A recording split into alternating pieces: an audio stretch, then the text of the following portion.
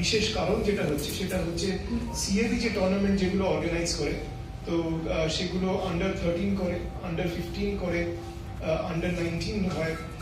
যেগুলো হয় টুর্নামেন্টগুলো আন্ডার 18 যেটা ক্লাব ক্রিকেটে হয়। তো বিভিন্ন এজ গ্রুপ টুর্নামেন্ট হয়, কিন্তু কখনোই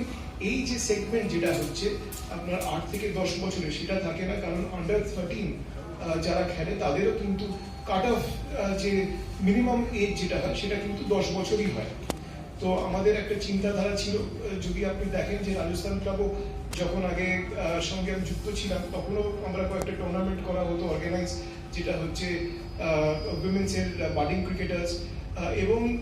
ঠিক একইভাবে কিন্তু এনসিসি অনেকগুলো টুর্নামেন্ট করে, যেটা হয়তো আন্ডার 19 হয়, ডিস্ট্রিক্টের একটা টুর্নামেন্ট হয়, যেগুলো যে district affiliated to cricket association of Bengal নয় তাদেরকে নিয়ে একটা টুর্নামেন্ট করা হয় প্রতি বছর, যাতে তারাও এক্সপোজারটা পায়। এনসিসি সবসময় একটু আউট অফ দ্য বক্স ভাবে, তারা সবসময় এরকমই টুর্নামেন্ট করে যেখানে সকলে স্কোপ যাতে পায়, যাতে প্ল্যাটফর্ম আমরা সবসময় চেষ্টা করি যে তুলে ধরার, যাতে তারা ভবিষ্যতে ভালো ক্রিকেটার্স হতে পারে এবং এই প্ল্যাটফর্মটাকে তারা ইউটিলাইজ করতে পারে আগামী দিনের জন্য।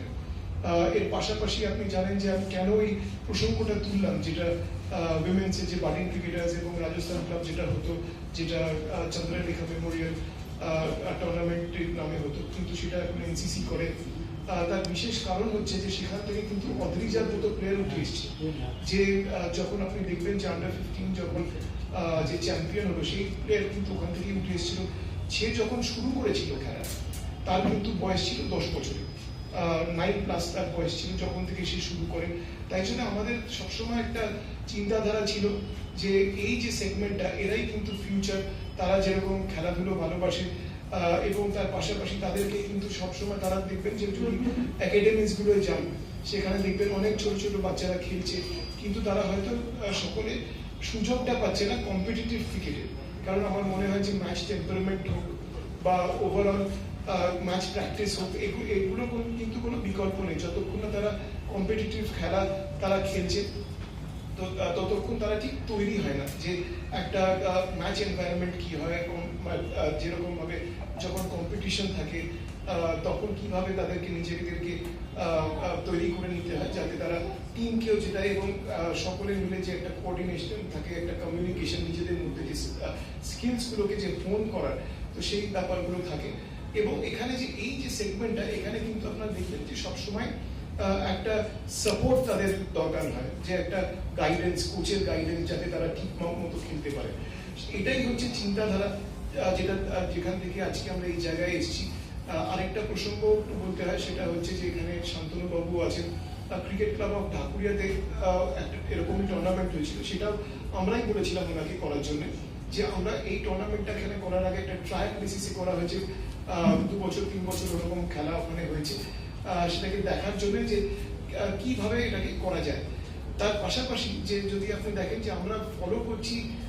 যে গাইডলাইন্স গুলো, সেটা হচ্ছে অনেকটাই ইসিবি গাইডলাইন্স এর আমরা ফলো করছি। আমরা ওভারঅল দেখা হয়েছে এখানে এনসিসি, যেহেতু আপনারা জানেন যে affiliated unit of the BCCI, তো তারা obviously they have to be very careful about what they are doing, specially যে এই যে